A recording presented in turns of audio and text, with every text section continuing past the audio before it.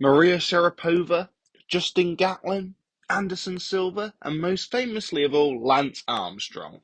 All athletes that have been found guilty of doping. But what actually is it, and how is it done?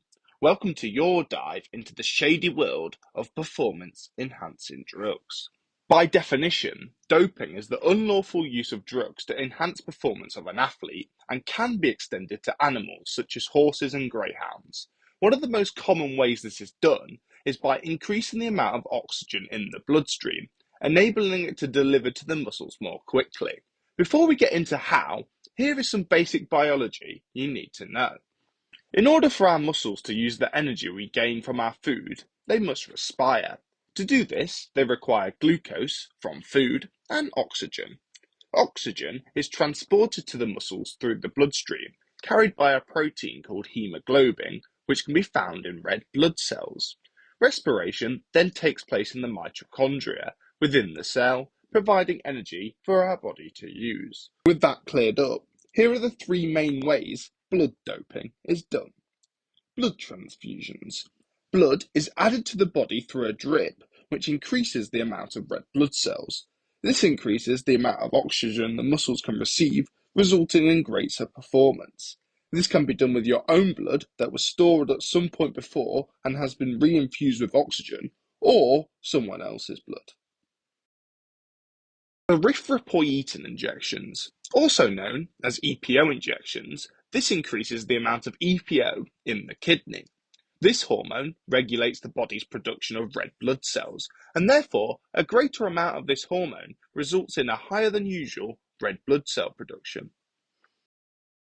Synthetic oxygen carriers. These are chemicals that have the ability to carry oxygen, imitating the job of hemoglobin, and therefore when injected into the blood, it provides a similar effect to a blood transfusion. However, if you've ever looked at the World Anti-Doping Agency's list of banned substances, I don't know why you would have, there is a lot more than three, and that's because there are some other methods of doping. These include narcotics used for pain relief after an injury, masking agents that hide the use of other performance-enhancing drugs if the athlete is tested, beta blockers that reduce the heart rate and lower the testosterone levels. This is banned in shooting and archery, where it may enable the athlete to be more steady when aiming. Growth hormones, anabolic steroids, glucotroids, androgynous steroid antagonists. The biology behind these drugs is more complex, and I can't explain it fully. However, you get the picture. Substance goes into the body, and the performance gets better. We now know some of the main qualitative benefits too, but how does this transform into a numerical advantage on the field? A 2018 study of well-trained young cyclists found that their performance in a time trial improved by 4.7% when injected with just 135 millilitres of red blood cells, a relatively small amount. Over 10 times more red blood cells could easily be injected, and several other studies have shown that this may increase performance up to 10%. In a similar study with healthy but untrained participants, those that received EPO injections performed 4.1% better than those who didn't. That was once again with low levels of doping. And most comprehensive of all is a journal article by Frankie Werner that discusses a top-secret program carried out by the East German government to administer over-the-counter and experimental dopants, mainly anabolic steroids, to athletes of all ages and sex, not including but especially minors, from 1960 to 1990.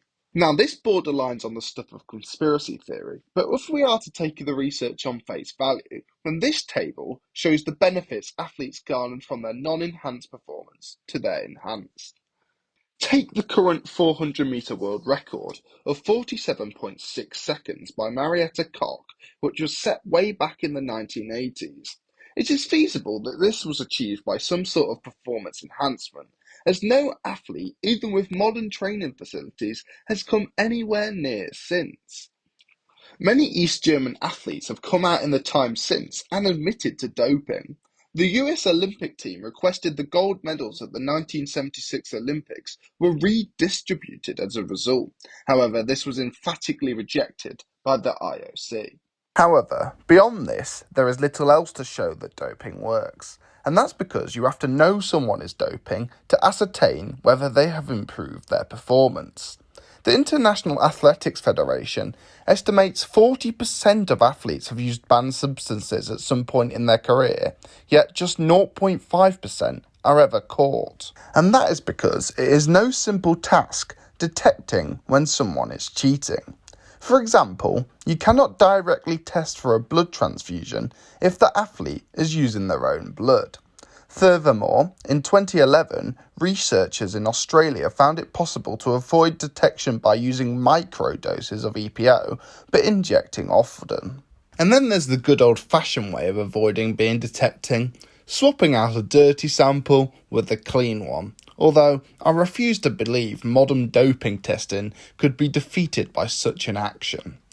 Doping does come with greater drawbacks than just disqualification.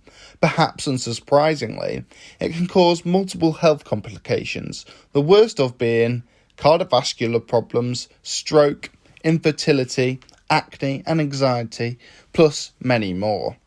And although it's hard to prove, there are many instances of death, especially among cyclists. Doping will likely remain a part of competitive sport for as long as it gives the athlete an advantage on the field, no matter the potential repercussions of it.